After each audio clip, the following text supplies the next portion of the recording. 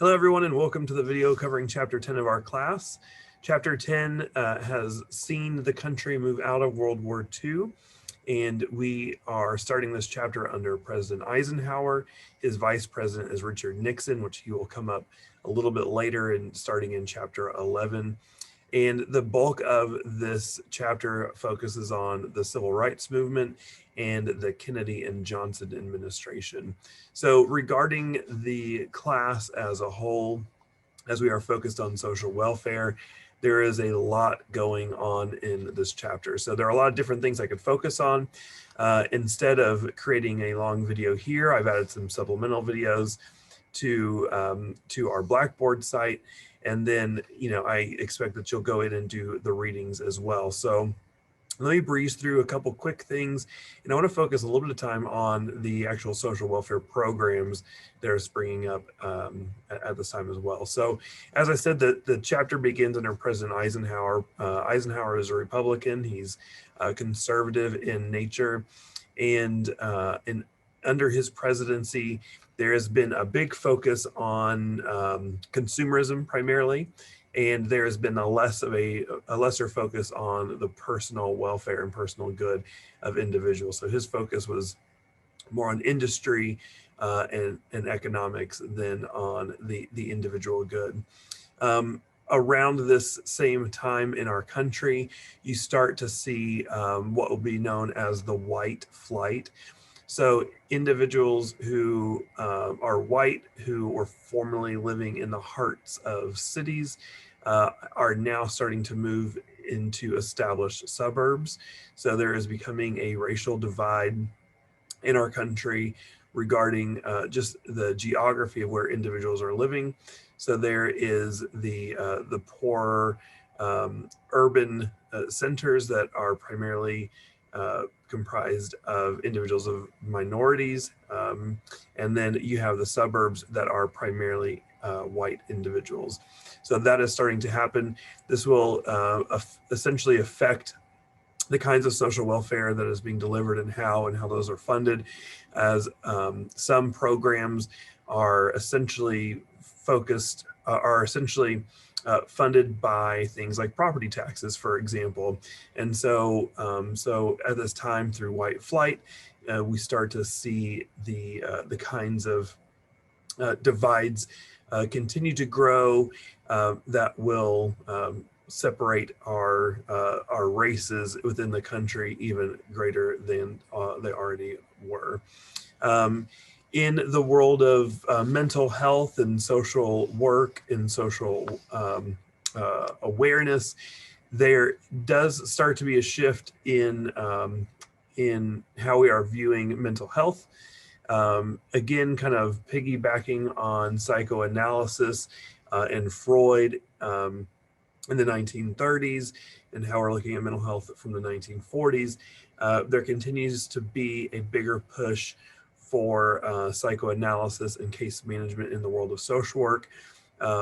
Essentially what we're looking at now, if we're modernizing that idea even further, psychoanalysis in that school of social work really developed into clinical social work, even though psychoanalysis, as Freud had developed it, no longer exists in that same capacity, and then the case management side. And so social workers are starting to fully believe, and the society as a whole is starting to gain a greater understanding that problems can be addressed through these two varied approaches. At this, this is a bit of a double-edged sword in that, mental health is receiving more support, is starting to receive some less stigmatization, certainly, but the approach is still not where it is today. And so there are essentially misunderstandings and misdiagnoses and things that are not really attributable problems to what individuals at the time were saying were the root causes, were being overly medicated. So for example, women were the primary focus at the time in terms of being kind of the main culprits of having mental health issues. And And at the same time, they introduced tranquilizers as a form of addressing mental health. And so if you were unhappy at the time, if you were essentially an unhappy woman at the time, you were being drugged into, kind of a blissful state of disassociation, really. And so, we're starting to shift. We have that medical model still in place. We're still working on the case management side, and so that's continuing to evolve at this time as well. But we're not there yet, but we're heading that direction. In the 1950s, you're still seeing a strong push for social insurance programs and public assistance programs. You're starting to see some growth there. By 1961, 90% of the potential population is essentially eligible for some form of social insurance. And then public assistance jumps from $2.3 billion in 1950 to $3.3 billion about 10 years later. So we're starting to see a continued understanding of the importance that the government is playing in those systems. Obviously, at this time, we have the civil rights movement that is factoring in. So we have the key figures of the civil rights movement starting to show up, such as Martin Luther King. There is an entire video that is separate from this that is highlighting the civil rights movement. So upon finishing viewing this video, I want you to go out and view that video as well. I think it does an amazing job at highlighting the kind of the summary of the civil rights movement at this point in our country's history. So make sure to go out there. Essentially, one thing to know, though, is that, and I see this pop up in our classes every single semester, and it's a little disheartening at times because at this time we're starting to see the blooming of civil rights. We're starting to see a breakdown in some of those walls, but we are still, even though around this time certain things become legal, such as the desegregation of schools and things like the Voting Rights Acts being passed.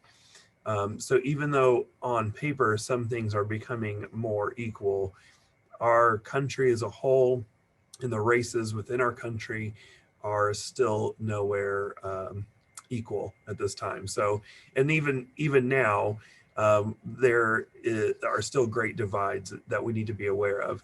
So just please know that even though civil rights are occurring right now, this is by no means a panacea to where all things are better and good in the world. So, so just kind of be aware of that as you take in all the information in the supplemental videos covering the civil rights as well. Regarding moving into the next presidencies, this is where we see John F. Kennedy and President Lyndon Johnson. Kennedy was in office from 61 to 63 before he was assassinated. It is important to know that while Kennedy is looked back on with great regard, it is still important to know that during his presidency, he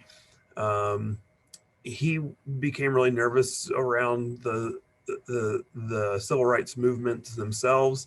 He needed strong support from the southern states. And so while personally he supported the civil rights movement politically for a long time, he stayed quite reserved in that area until further on into his presidency. So he found himself walking a fine line in terms of personal and public support of the civil rights movement. And after his assassination in 63, then his vice president, Lyndon Johnson, took office and continued as our president until 1969. So you'll hear in the following pieces that a lot of the social welfare programs that are springing up around this time, they're kind of referred to as the Kennedy-Johnson programs, because some of them started under Kennedy, some of them started under Johnson, some of the ideas may have started under Kennedy, but they're all kind of starting to establish in the same area, in the same vein of starting to really tackle that civil divide, and then also to start putting forth programs that are addressing poverty, especially on the federal scale. So so we're seeing again a continued push from the federal government to continue to make strides in trying to close some of those poverty gaps. This is the same time in our country where you are going to start seeing the names of a lot of programs pop up that you are familiar with because they still exist today. So you see things like Medicare, Medicaid, SNAP, which is Supplemental Nutrition Assistance program, but is also informally known as food stamps. You see Head Start pop up. So there are programs at this time that are addressing poverty. There are programs that are addressing childcare. There are programs addressing education. Essentially, under Johnson especially, he had a stance that he called the War on Poverty, and had this idea of the Great Society, which essentially worked to promote work and those who wanted to work, providing opportunities for them to be able to work. There was a larger push for anti-discrimination and a bigger push for peace and security. So all of these programs and policies that are occurring around these times, around this time, are filtering into those kind of three ideas.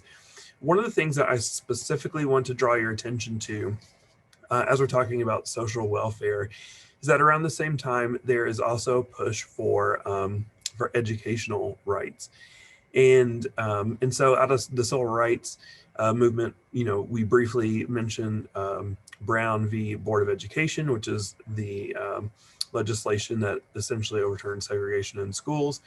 But one thing that I think a lot of people overlook, especially in modern higher education today as a student, is that around the same time, back in 1965, there was an act passed called the Higher Education Act. And through this act, we see the birth of essentially student financial assistance.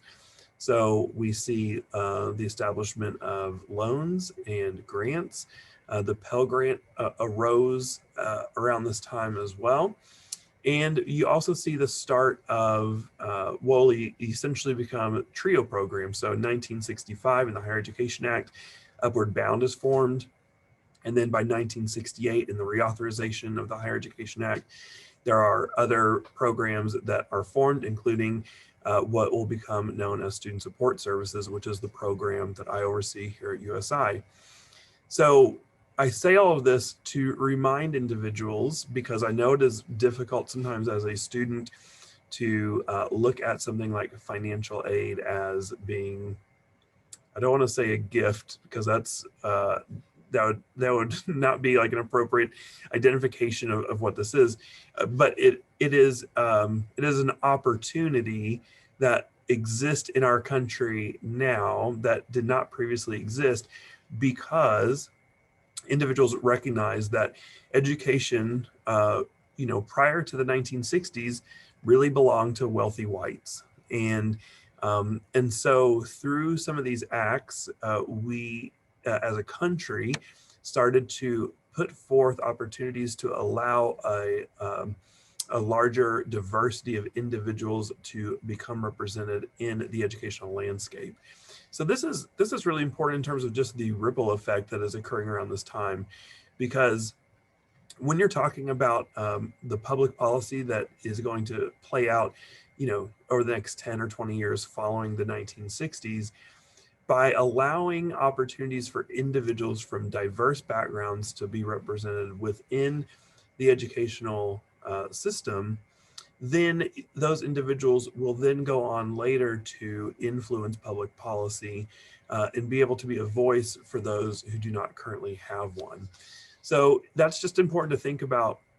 And it's also important to think about when we continue to talk about this idea of like the worthy versus the unworthy, and this idea of the Protestant work ethic continuing to show its face in how we are viewing those who are recipients of public welfare, is that even by being in school and accepting a student loan, you are receiving social welfare, right? And I think a lot of people, because of the stigma that's associated with certain programs, such as food stamps, for one example, which we'll talk a little bit further in chapter 11, and some of the stigma that was associated with that.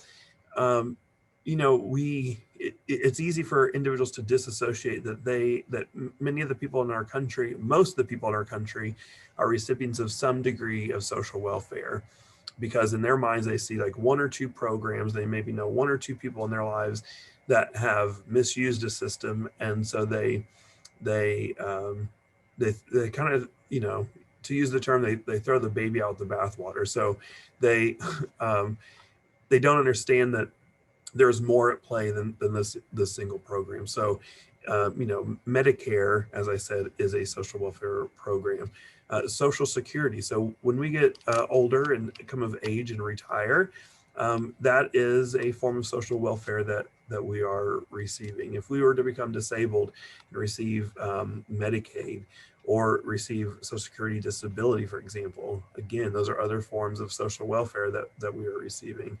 Being in school and having the financial assistance, that's social welfare. So it's just important to kind of keep in mind the kinds of welfare that exist, so that we can continue to break down that stigma that associates the policies in the programs as well. So I'm going to end the video here. That is just kind of a quick overview of chapter 10. Chapter 11, we will be getting into the Nixon era. At that point, we will start to see a breakdown of some of these programs, and you'll see some funding issues and things like that. And really throughout the rest of this class, you're going to see some of these foundational programs continue to exist, but you'll see how they are adapted and changed, and how different presidents and their governments address and support or not support these initiatives. So just continue to watch for that. You're going to continue to see this language pop up in all of the future videos. So if you have any questions, feel free to reach out. And I just want to say, as always, I appreciate you. Take care.